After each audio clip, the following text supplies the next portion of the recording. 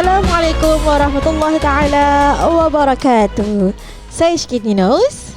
Saya Aziza Ryan. Saya Latifah Yusof. Kami The Ladies Minaret. Podcast dari wanita untuk wanita. bersama anda pada hari ini. Dah terbalik pula kita punya intro. Itulah. Diam tak diam sebenarnya kita masih dalam raya lagi Zah. Sebenarnya rasa macam dah habis raya gitu Baru macam berapa Ray? vibe raya tu dah tak ada dah. Dah tak rasa lah kan kita Dah tak rasa dah. kan tahun ni punya hashtag apa, kita raya berapa hari je? 2 hari. 2 hari je kan. Lepas tu dah stop raya kan. Tu dah lah. Masih jalan raya ke? Nak jalan.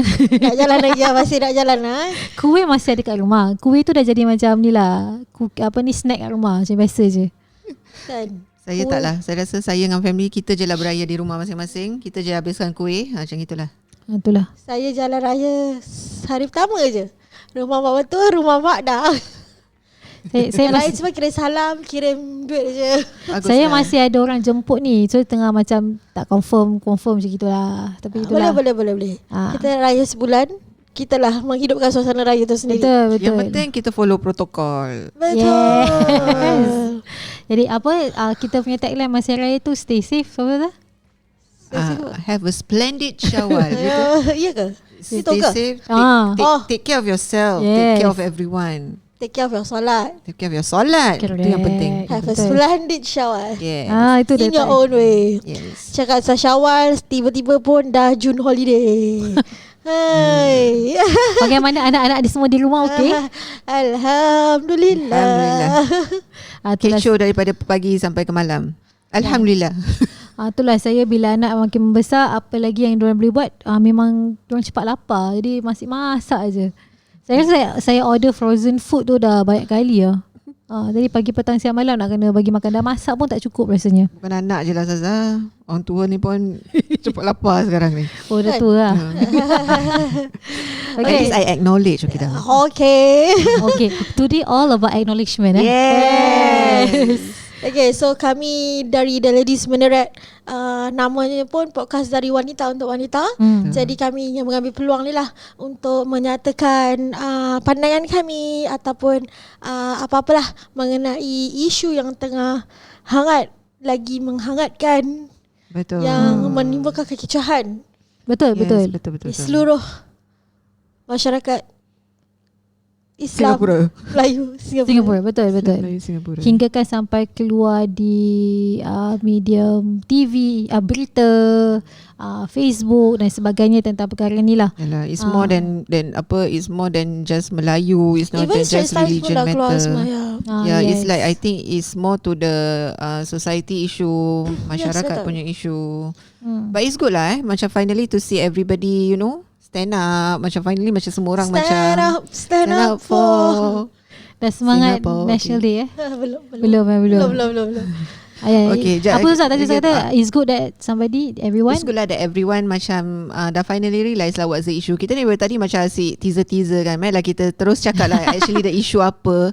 I think most of us already know and heard about the current issue about, it started with the Asatiza poll, which is very wrong lah kan. Kita pun memang terkejut gila lah. Bukan terkejut gila berbual masya-Allah. Subhanallah. dah hari raya dah nak padam ke Zah? Itulah macam kena tak.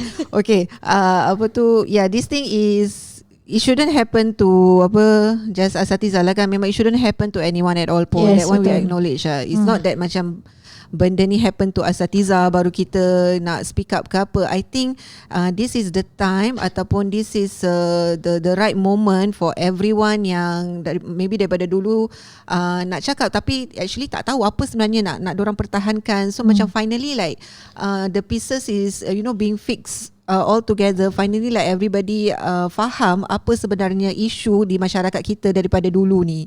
Betul. Mungkin lagi satu kenapa isu ni terus jadi besar begitu sekali. Mungkin sebab ada proof. Yes. Secara gambar. Yeah. Macam before this, saya ingat benda ni pernah happen before this. Tapi kira macam setakat berita. Yang mana dia punya, kita tak nampak dia punya apa? Dia kecoh masa tu di Twitter sahaja, tak salah saya. Telegram. Telegram. So kira macam kita tak nampak dia ni chat, tapi yang ni betul-betul nampak terus Ustazah mana yang patut kena patut. Itulah. So, saya ingat saya rasa macam seminggu sebelum berita ni keluar, saya baru baca berita kat Malaysia. Kira macam dekat Malaysia pun kira macam hangat juga tau this kind of issue where kira macam orang banyak victim blaming.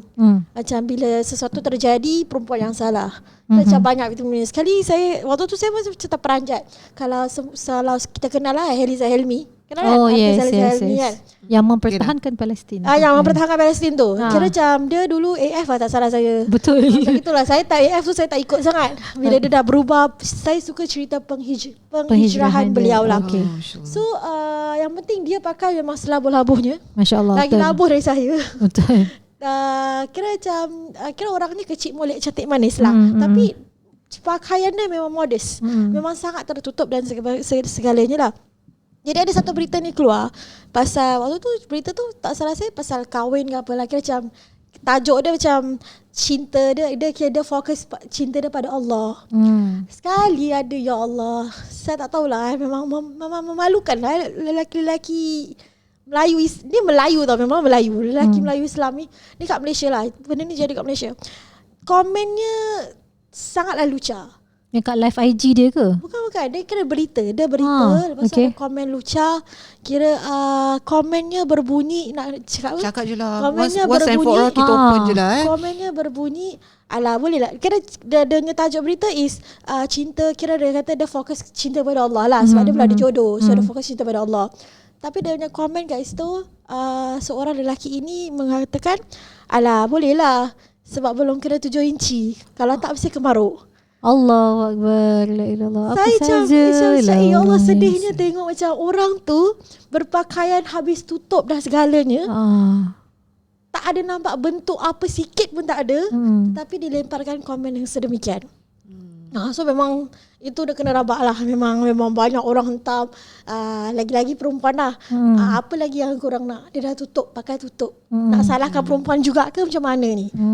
That's where the issue, macam kira kan daripada ni yang kejadian ni, kita boleh nampak the issue is not about what you wear actually. Correct. The issue doesn't like just there. There's a bigger issue that we need to tackle than just based on apa seseorang wanita tu pakai ataupun apa dia cakap, dia macam mana. It's not that. It's actually it's a culture issue whereby you've already normalized all this lucha thing tu, benda yang bagi korang, bagi masyarakat ni macam benda tu benda yang normal. Tak, benda tu tak salah sebenarnya, tapi bagi diorang tak salah. Tapi segelintir orang yang mungkin ada other experience whereby diorang rasa uncomfortable. Dan daripada situ, pasal saya pernah baca macam trauma experience, it started with discomfort feeling, inner discomfort feeling. So this is where it started lah. So macam dia sampai sekarang kan mental health is very well aware of apa semua kan. So kadang-kadang macam the impact it brings to the other people, macam it's very different daripada korang punya normalized things ni semua. Yes. Yeah. So I think in a way lah, bukan kita cakap macam pakaian seseorang tu bukan of course lah kita kena tutup aurat dan sebagainya. But it doesn't mean that macam apa yang orang tu dah tutup, macam dah tutup dengan sempurnanya, you are okay to judge someone, you are okay to actually provoke someone. So it's not that, it's actually macam saya cakap tadi, it's like macam you dah normalize benda tu kat dalam kepala otak tau. Kita hari ni memang bahasa macam gini marah ke?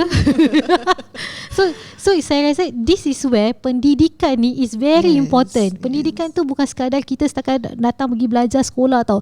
Ni pendidikan ni nak datang daripada semua pihak dalam keluarga kita dan juga kawan-kawan kita. It is very important pada saya. Because kalau misalnya kita dah dapat kita tak ada pendidikan, kalau orang tu cakap baru kita faham lah. Kadang ada orang kan ada mental health ataupun sakit dia akan cakap main sembarangan je. Kita dulu ada satu orang ni yang selalu datang masjid ni, dia memang orang yang so-called OKU lah. So dia akan macam react because dia tak tahu macam mana, dia dalam keadaan yang macam mungkin pasal dia dah umur dah balik So dia kadang-kadang macam orang macam gini, dia orang tak tahu macam mana nak how to react, control diorang punya desire. So diorang akan kadang macam tunjuk ke flash ke apa kat luar and so on, because diorang tak faham and diorang memang memerlukan macam bantuan, kena belajar dan sebagainya untuk orang fahamkan diorang dan sebagainya. Tapi orang-orang yang pada saya, yang orang-orang normal ni, kalau kau Kalau diorang berperangai yang macam gitu, fikirkan macam gitu and menyuarakan benda-benda yang macam gitu in public kepada seseorang, itu memang dah tak betul lah, tak baik lah pada saya. Ya, betul. So that is where saya rasa pendidikan tu is very important, and we all play a part. Bukan kita nak salahkan siapa-siapa, tapi kita kena mendidik semua, mendidik kita, mendidik ahli keluarga kita dan sebagainya. Saya tak nafikan pemakaian dan cara kita membawa diri kita tu memainkan peranan. Tapi itu bukan segala-galanya. Sebab kalau kita tengok dalam surah An-Nur pun kan, yang kena start tunduk pandangan is lelaki. Betul tak? Tak kisahlah perempuan tu seksi macam mana pun, kalau lelaki itu tundukkan pandangan, tak akan terjadi apa-apa, tak akan mengganggu minda mereka apa-apa pun. Sama juga bagi si wanita. Bukanlah bermakna bila kita ni memakai hijab, bila kita tutup setutup-tutupnya, dia akan macam sokong macam kita dah Terjaga, proof, terhijab. kira macam apa macam It's proven lah yang kau ni macam memang tutup lah. memang it's proven that nothing bad will happen to you. No, it's not. Kita buat kerana apa? Kerana itu adalah suruhan Allah. Kerana itu adalah suruhan Rasulullah SAW. So kita tutup, kita menjaga untuk kita elakkan daripada apa-apa yang terjadi. Tetapi kalau terjadi juga, itu adalah ujian lah. Memang ujian yang berat lah. Tapi sebabnya masing-masing mainkan peranan. So kita tak boleh salahkan. Takkanlah satu dosa tu kita nak salahkan si victimnya kan. Macam doesn't make sense lah.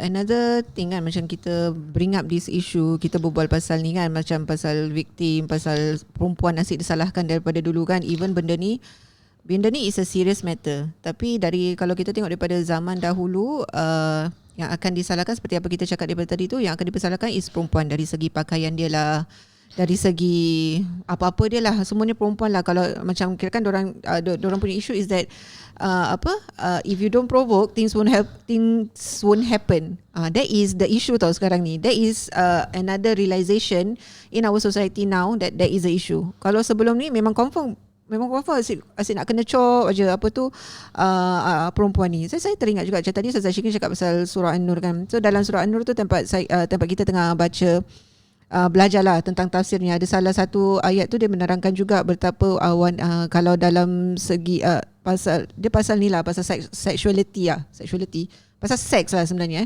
Macam zina, seks, zina. So zina ni sebenarnya martabat perempuan ataupun the right of a woman. Dia cakap betul. Saya just teringat this statement yang betul-betul macam macam dia bring impact to me. Zina tu, wanita ada hak di dalam zina, di mana wanita ni diletakkan di satu tempat yang dia berhak untuk cakap tidak. Yes. Bila dia cakap tidak, zina tu tak akan happen. So this shows that zina, benda yang terlarang daripada Islam ni, and anything that relates to zina is actually patut dijauhkan lah. Itulah salah satu lesson that we get, kenapa zina diharamkan. Because zina kita kena faham zina tu adalah perbuatan seks di luar nikah lah kan. Yes. So zina diharamkan, memang diharamkan oleh Islam lah. Ada agama yang memang tak ada apa-apa. I don't know, I'm not sure. Tapi the reason kenapa dia diharamkan, pasal dia cakap anything that relates to it is actually bad. So even in the things that is prohibited pun, Islam ni akan menjaga, di mana macam seandainya kita nak melepaskan nafsu, kita kena kena, macam nak cakap, to put it a very non-wrong way. Macam kalau kita nak melepaskan nafsu ataupun kita nak follow kita punya desire ke apa, dan kita mesti berkahwin dahululah. Itu salah satunya. Bukan saya cakap that kalau kita nak lepaskan nafsu kita kena kahwin. Bukan saya cakap that kahwin tu pasal nak lepaskan nafsu lah. But that shows that macam all these things, sexuality ni, dia macam there's woman ni ada right to say no. And the issue in our community sekarang, pasal benda ni dah terlalu normal. Benda ni macam it's a local talk. It's everyone will go through this phase whereby you will talk like this about women in that phase of your life. So benda ni dah jadi normal. Jadi macam para-para wanita kita ni, dia tak akan rasa comfortable kalau dia open up that benda tu adalah uncomfortable for me. Because kalau dia cakap macam gitu, that means I'm the weird one. I'm the I'm yang aku yang tak get it. Aku yang aku yang kat luar sebenarnya, macam kira aku yang tak termasuk dalam situ. So there is a very serious and deep issue yang kita kena counter lah. Betul. Saya kadang-kadang benda ni bukan normalize bagi lelaki je tau. Bagi perempuan sendiri, mereka merelakan diri mereka itu menjadi bahan lucah lelaki. Sebab saya ingat saya pernah bekerja dengan satu organisasi Islam. Tapi kira yang dalam tu kira dia bukan ustazah lah, dia biasa lah, dia biasa. Dan waktu tu kira saya seorang je yang memang berlatar belakangan agama. Kira macam ada few lelaki dan ada few perempuan. So ada 2 lelaki ni, diorang kalau berbual dengan kakak-kakak kat dalam tu memang lucah. Macam berbual segala benda lucah lah. Memang saya tak selesa, tapi takkan saya nak cakap kan. Pada saya macam susah saya cakap lah. Kalau saya cakap benda tu macam alah, kau tak payah stay alim lah, something like that will happen to me lah. So I just keep quiet, although I don't feel comfortable with it. So saya tapi beruntungnya saya ketika itu kerana ada seorang lelaki yang mempertahankan. Kira bila lelaki-lelaki ni berbual, bila berbual lucah, kakak-kakak tu pun ketawa. Padahal orang cakap lah macam, padahal lelaki ni berbual pasal orang, berbual pasal kira macam dia macam suka macam body shaming, tapi in a lucah way lah. So lelaki ni saya rasa lelaki tu dah tak boleh tahan. So dia speak up. Walaupun kakak-kakak tu tak minta dia speak up pun. Dia terus marah tau. Dia kata, kira macam korang ni asal berbual macam ni dengan kakak-kakak ni? Tak tahu hormat perempuan So macam mula diorang ketawa-ketawa tau. Tapi lelaki ni cakap lagi, lalas semua diam. So since that, bila lelaki tu ada, dia orang tak akan berbual lucah. So dekat sini saya sebagai pengajaran dia cakap, we need a man like this. Yang mana walaupun dia lelaki, dia tahu benda ni adalah satu benda yang normal untuk lelaki berbual pasal perempuan. Tapi kalau di hadapan perempuan itu sendiri, kira macam dia mempertahankan, dia stop that apa saya cakap locker talk. Locker talk benda lah locker talk tu. So macam that's how actually we should didik anak lelaki kita. Betul. And I think it's because like macam benda ni dah memang dah banyak kali terjadi cuma bila terjadinya yang this polling ni dah jadi macam benda satu yang hot yang semua orang memperkatakan because it's like benda ni dah jadi public tau. Dah menjadikan aib. Kenapa nak menceritakan pasal aib orang? Kenapa nak menjadikan, kan kita tahu aib tu kita sebenarnya jangan nak tak boleh nak showkan, tapi dia dah dipamerkan, dah dipaparkan dan sebagainya, dan sampaikan dah buatkan orang jadi uncomfortable. So that is where, then at the same time kita dalam generasi yang orang semua nak bersuara. Kalau dulu kita punya suara kita among us saja kita boleh bersuarakan ataupun kita macam berkongsi kita punya pendapat ataupun kita nak tegur dan sebagainya. Tapi ni sampaikan benda yang aib ni pun diorang dah buat something yang public, so perlu ada orang untuk menyuarakan. Cuma saya rasa kalau yang dari segi kita nak menyuarakan ni pun dia tak boleh nak macam menyuarakan pada satu pihak sahaja. Saya rasa ni dua-dua memainkan peranan, baik yang perempuan baik yang lelaki. Kalau saya tengok dalam masa kat Facebook tu kadang macam sakit hati pun tau. Yang perempuan nak mempertahankan perempuan, lelaki nak mempertahankan lelaki dan sebagainya. Saya rasa kat sini is need to have a mutual understanding kenapa benda ni terjadi, bagaimana kita nak menangkis benda ni untuk tak akan jadi lagi insyaAllah pada masa akan datang. And itulah tadi saya sokong Ustazah Syikin kata ini perlunya ada kita pendidikan dalam keluarga. Pendidikan dalam keluarga tu penting kerana if let's say kalau kita tersilap cakap ke apa, kita tahu macam mana kita nak balas balik ataupun kita nak support orang-orang yang sekeliling kita yang kena hentam. Pasal saya rasa kalau orang yang suka cakap-cakap begini, mungkin pendidikan dia kurang. Pada dia macam benda ni yang kita cakap ni normal, kenapa kau rasa bersalah? Tapi kalau kita kalau kita mendidik anak-anak kita, kalau kita mendidik orang sekeliling kita yang mengatakan bahawa benda yang kita sampaikan ni adalah yang aib, yang tak baik, so that is yang kita perlu sampaikan. So pendidikan is very important. Sebab tu kita dah belajar dulu kat madrasah, and kita even mengajar di madrasah pun kat masjid-masjid ni semua, kita menyampaikan ni pada semua. Daripada dulu pun kita rasa yang kita dah sampaikan. Semua kadang-kadang orang terlupa. Banyak orang terlupa macam mana kita nak menegur and macam mana kita nak berinteraksi dengan orang. Saya macam nak cakap balik macam tadi Ustazah Syikin cakapkan betapa pentingnya suara seorang lelaki tu kan. that make me realise lah that memang and suddenly saya terreflect lah tentang yang ayat ar-rijalul qawwamun 'alan nisa tu kan. So macam at the end of the day, kita bukan nak cakap macam Ustazah Latifah cakap juga, kita bukan nak cakap siapa siapa yang lebih berkuasa ataupun lebih kuat ke apa. It's not that's about that, tapi the reality is a male figure dia akan lagi membawakan sebab impact tu membawakan influence ataupun benda bergerak.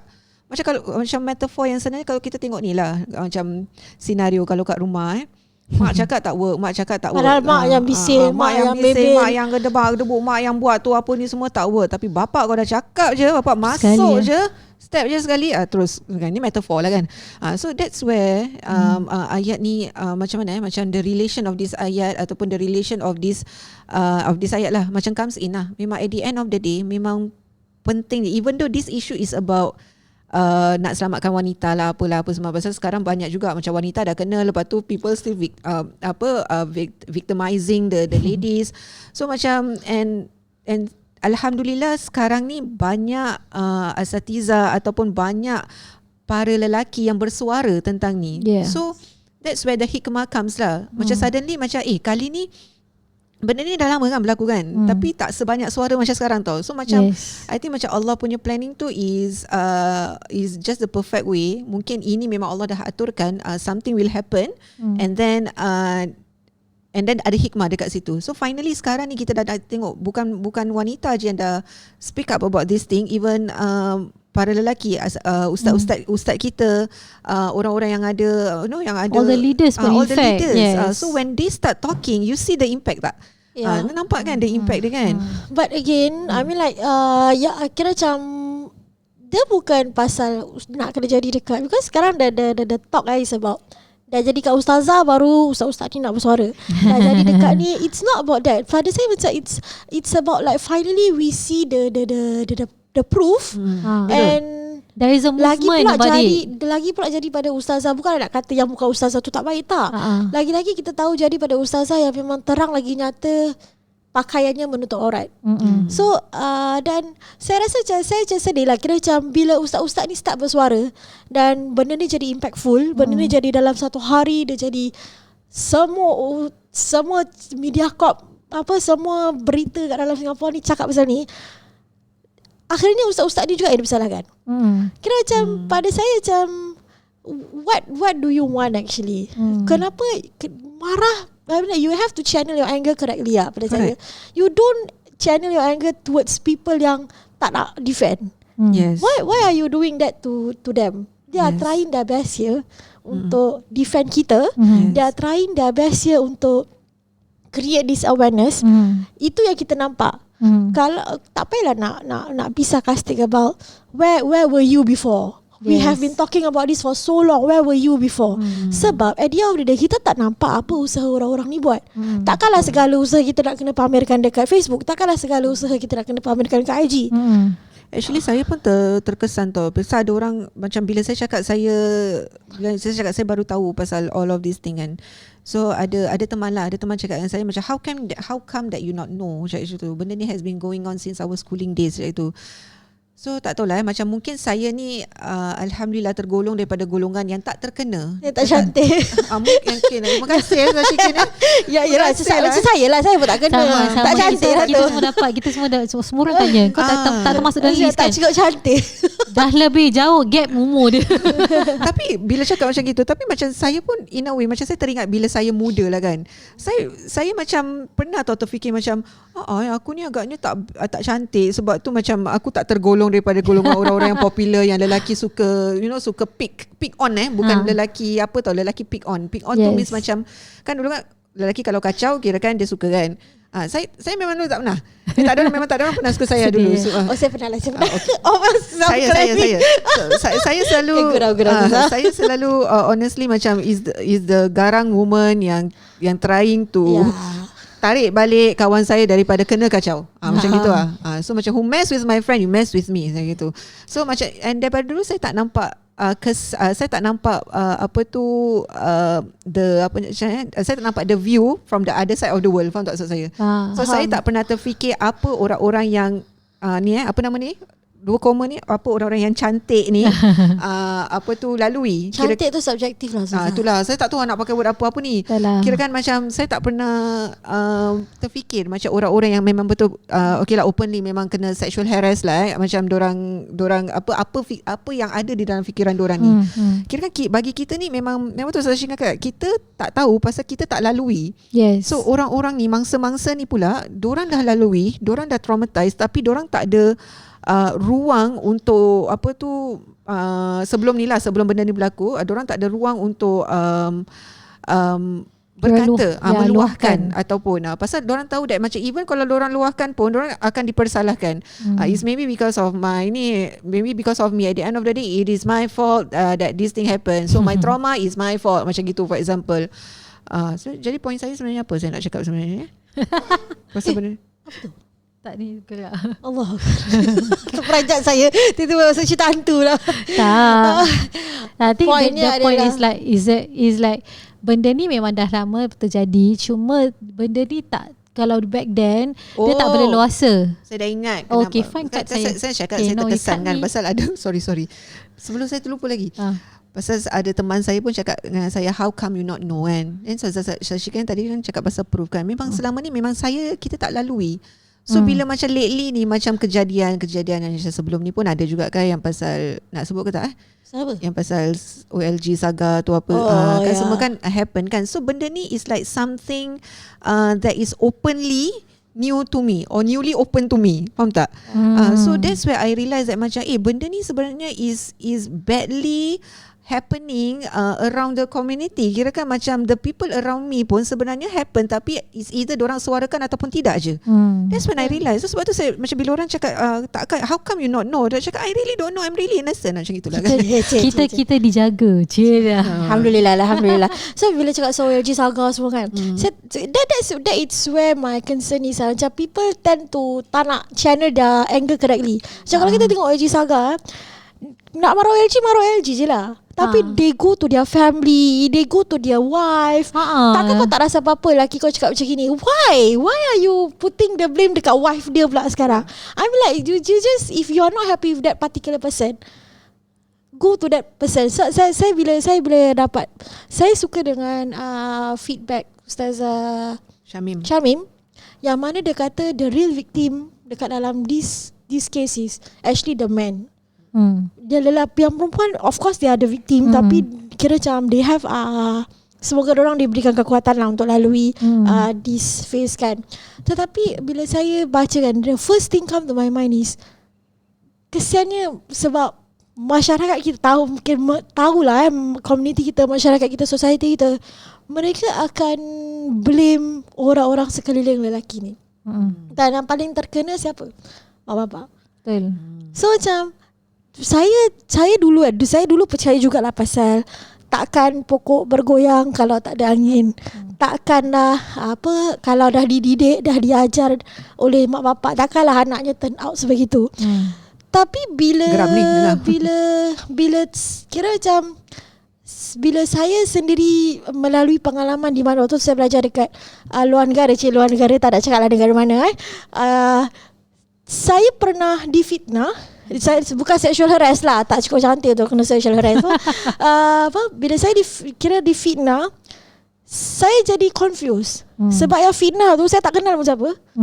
Yang tukang fitnah tu kira cerita-cerita yang dia ceritakan tu saya tak tahu cerita dia pasal apa. Tiba-tiba kawan saya datang kat saya macam terus cakap dengan saya macam, aku tak sangka kau macam gini. Saya cakap apa? Sekali bila kawan saya cerita saya tak kenal pun mereka yang melemparkan fitnah tersebut. Saya tak tahu apa jadi. Tiba-tiba saya difitnah sedemikian. So daripada situ saya percaya kepada lepas tu itu satu tahap lah. Itu sebelum saya kahwin. So bila saya ada anak pun macam things happen to our children yang mana kita rasa macam kita dah bagi didikan yang terbaik pada kita lah. Tapi things still happen. Which is kalau kita tengok sejarah-sejarah Nabi yang mana isteri tak taat, Nabi yang mana anak tak sembah pada Allah. Kita nak salahkan siapa? Nak salahkan Nabi tak pandai jaga anak? Nak salahkan Nabi tak pandai didik isteri? Tak apa. Itu adalah ujian-ujian. Yes. So salah kira macam saya sangat berharap lah ketika nama-nama mereka dikeluarkan ataupun tak kali kita tahu siapa orang-orang yang memulakan this poll dan sebagainya. Focus your anger only on that particular person. Bukan kepada apa ni mak bapak tak tahu didik anak, ni lah ustazah tak tahu didik betul-betul, madrasah tak tahu didik betul-betul. So macam it's not the right way lah. It's not the right way. Ataupun cakap ni lah macam mana nak betul yang diajar pun oleh ustaz-ustaz yang dulu tak pernah bersuara, for example. Terkesan tu juga pasal kita at the end of the day, kita pun macam kita lah 3 orang ni, the Ladies Minaret ni, kita pun at the end of the day kita punya tanggungjawab kita adalah untuk mendidik. And selama ni memang kita cuba sedaya upaya. Macam saya cakap tadi, innocent story saya tu, memang kalau saya dah tahu daripada dulu, memang ada proof daripada dulu, saya akan channel it in the right way. And another thing kan, the people who channeling it the right way this time, dorang tak ada huha-huha sangat dekat social media tau. Betul. They straight away go to the authority. So And bila ramai orang push this thing forward kan, so that's where actions will be taken. So I think pendidikan tu very very important. And another thing that is important is for you to know where to seek that pendidikan and where to go lah. Bila benda ni berlaku, korang nak pergi kepada siapa? Go to the right source, go to the right person. Dan jangan melata. Susah cakap Melayu pula. Jangan melata. Bila benda tu terjadi pada kita mungkin ataupun terjadi pada orang-orang sekeliling kita, kita jangan cepat melata lah. Macam apa ni, kadang-kadang kita terlampau marah, mungkin lah salah satunya victim tu dah terlampau marah, dia akan bring up the matter, dia akan jadi lagi marah, dia akan lagi macam provoke dan sebagainya. That is not the way lah. Itu kita perlu macam at the same time, bila kita nak tackle tu, kita kena tackle dengan cara yang berhikmah juga. Walaupun banyak kutukan datang pada kita, kita kena balas dengan apa saya nampak kat kita punya TLM punya posters kita kena respond dengan with good lah. Tak kira macam fast forward pada saya kira macam let's focus on sebab kita semua ada anak. Kita tak boleh cakap besar. Kita tak boleh cakap aku akan pastikan anak aku tak akan buat macam gini. Kita tak boleh cakap besar. Sebab at the end of the day, ini semua ujian daripada Allah. Ujian dapat anak yang melakukan perkara sedemikian. Tak ada mak bapak lah yang nak. Betul. Tak ada mak bapak yang hantar anak pergi madrasah. Tak ada mak bapak yang hantar anak pergi sekolah, pergi belajar jauh-jauh untuk mereka kembali membawa malu kepada keluarga. Tak ada. Saya percaya tak ada. Tapi fast forward, kita yang masih ada anak ni, kita sebelum kita nak mengutuk orang, sebelum kita nak cakap mak bapak tak pandai didik anak, kita jangan tak boleh cakap masalah. Kita nak kena tahu kita ni pada anak perempuan, kita ni pada anak lelaki. We will never know what will happen to them in the future. Correct. So itu yang saya takut sebenarnya. Sebab anak kita masih kecil kan, kita tak tahu what will happen in the future. And saya percaya zaman sekarang ni adalah zaman fitnah. Memang akhir zaman memang zaman fitnah. Anything can happen, no matter how religious you are. So saya rasa ini bukan zaman lagi di mana pendidikan tu kira macam more kepada perempuan sahaja. Perempuan je yang ada curfew. Perempuan je yang kena jaga batasan aurat. Perempuan je yang kena jaga batasan pergaulan. Tapi ini juga harus saya sebenarnya dulu lah. Saya memang tak cerita apa hati Saya memang I remember your experience. Saya memang tak kira macam taat pada saya macam tak adil lah. Kenapa hanya anak perempuan sahaja yang dijaga begitu rapi, tetapi anak lelaki diberikan kebebasan. Boleh balik malam. Kerana akhirnya kalau kita didik anak lelaki kita sebegitu rupa, anak tu akan memperandakan anak dara orang lain. Betul. Nauzubillah. So maknanya kita merelakan perkara sedemikian berlaku atau bagaimana. So saya rasa perlu pendidikan yang adil dan saksama bagi lelaki dan perempuan. Dia tak boleh macam perempuan je kena jaga maruah, lelaki pun kena jaga maruah sebenarnya. That is also one of my lesson learn orang kan berbual pasal lesson kan. Ni saya punya personally lesson learn kan daripada isu ni kan. Kita pun sibuk macam kita we were built out ataupun kita grow up dengan that culture whereby yang macam Ustazah Shikin cakap lah, macam apa tu anak perempuan je yang kena jaga anak lelaki tak, atau so macam kita pun asyik fokus on okay nak build up this kind nak build up kita punya anak perempuan supaya tapi kita lupa anak lelaki kita ni pun actually main peranan yang lagi besar. So that is also my worry, Zaza.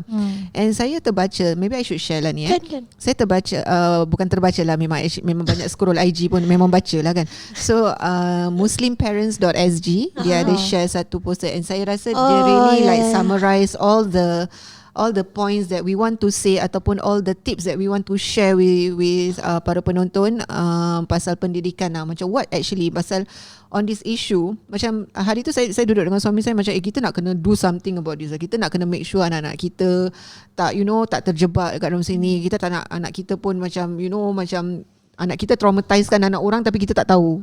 Betul. Itu yang saya boleh takut sebenarnya. Ataupun dia sendiri tak tahu yang dia traumatize orang. Dia ingatkan benda tu benda normal ataupun. So macam pasal sexuality, sexual education ni semua kita nak kena do something with our children. And muslimparents.sg dia cakap apa, teach our boys 4 things. Teach our boys to speak up and walk away from conversation degrading women and their bodies. Nak translate ke? Tak payahlah. Faham. Number 2, teach our boys to be in control of their own desire and thoughts. Yes. Because kalau kita tengok macam this is the issue, macam korang punya korangnya desire dengan thoughts ni kan, boys dah tak terkontrol sampai korang terus buat macam gini. Yes. And korang rasa that is okay because and saya tak tahu masa benda ni baru berlaku kan, macam tempat saya baru realise pasal all this sexual punya issue ni kan, pasal that poll tu semua kan. Saya macam marah sangat. Even suami saya pun bila dia nak try to bila not suami saya ini orang lain, bukan suami saya, betul-betul. Ada satu lelaki ni pun dia trying to explain to me about from man point of view. Saya macam marah sangat. Saya triggered gitu, faham tak? So macam at the end of the day we have to take I feel like we have to take responsibility of our own thoughts, even though that it's your thoughts. So you have the control whether how you are going to channel it. So this is daripada awal kita kena buat lah, I think. Number 3, teach our boys to not indulge in any undesirable thoughts. So benda ni pun saya terfikir juga macam tengah plan lah ni kan, macam mana nak kita start educate our children to to not indulge. Macam benda ni boleh dapat kat mana-mana je. Kat media sekarang macam apa tu, media entertainment semua sekarang depan mata je kan. So kita kena be aware of it lah. And last but not least for our boys, be mindful of what they watch on screen and as it could lead to uncontrollable desires. Yep. And kita tak boleh nafikan sekarang ni memang anak-anak kita, anak saya juga terjebak. Diorang memang dengan handphone, dengan ni memang kita tak boleh nak nafikan diorang terus tak dapat lah. Kalau dulu zaman saya ada kawan yang memang dia terus tak boleh tengok TV pun. Sampai umur berapa. Tapi sekarang macam kalau kita buat macam gitu pula, cara dah lain kan. Kalau kita buat gitu pula, anak-anak kita nanti akan rasa terkebelakang kan. So the lesson here is for us to be mindful lah apa diorang tengok. Itu baru teach our boys. Nak dengar yang teach our girls tu apa? So tu saya suka lah. Teach our girls too. Number 1, speak up when they hear men engaging in lewd conversations. Means daripada dulu kita tak ni kan, kita tak berani nak speak up kan. So sekarang benda ni issue. Another hikmah is that I hope that all the girls and all the women know how to speak up, and I hope they really know that it's okay to speak up. Like okay lah, jangan simpan. Especially about the sexual harassment things and or issue or things that makes them uncomfortable, just speak up and tell the people yang buatkan korang uncomfortable tu. Number 2, teach our girls to not be afraid to report to the authorities when they fall victim to sexual harassment or assault. And number 3, teach our girls to stand up and speak when they find themselves not being treated with respect. So memang zaman sekarang pun perempuan ni memang tak boleh diam je lah macam kita ni kan. Kita memang tak akan duduk diam tak bersuara gitu. So our opinions, your opinions matter, no matter how uncomfortable it makes you. But if you feel that is wrong and that is disrespectful, then we need to teach lah our children macam mana kita, macam diorang nak speak up. It can be as simple as macam ni yang saya terfikir, it can be as simple as macam I don't like when you talk that way, I don't like when you do this to me. So daripada awal kita kena didik kot. So this is daripada Muslim Parents SG, bukan daripada saya sebenarnya. Saya ambil daripada dorang, tapi saya rasa dia ni lah macam berkualiti lah untuk kita. Dia berkesan pun. I think that sum up kita punya opinion sudah ataupun kita punya kita punya talk today it's a matter of everybody understand apa yang kita nak sampaikan and macam mana kita nak mendidik ahli keluarga kita, dan macam mana kita nak speak up pun, because kalau kita masih dalam dalam era yang kita tak nak speak up, kita akan forever jadi orang yang macam mundur, yang kita macam kalau orang tu buat salah kita pun buat bodoh juga. So kita nak kena kita kena ikut ikut peredaran masa juga bila kita nak menegur orang ataupun kita nak speak out dan sebagainya. Dengan at the same time mendidik ahli keluarga kita tu very important. Because kita dalam yang kita tiga-tiga ni semua adalah seorang ibu dan kita pun ada keluarga. So kita punya perjalanan anak-anak kita ni lagi jauh. So kalau kita tak start daripada sekarang, kita tak tahu macam mana kita punya anak-anak kita lagi in future. So kita kena saling mengingati, kita kena saling belajar.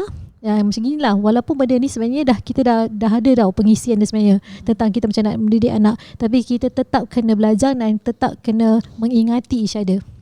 Saya rasa to sum up, you have to speak out with the right manners. Stop blaming others. This is the time where we have to support one another. Stop being sarcastic. Stop victim blaming. This is not the right time for you to educate the victims. Yes. I believe walaupun mungkin kita tak setuju dengan cara victim tu sendiri, but I believe this is not the right time.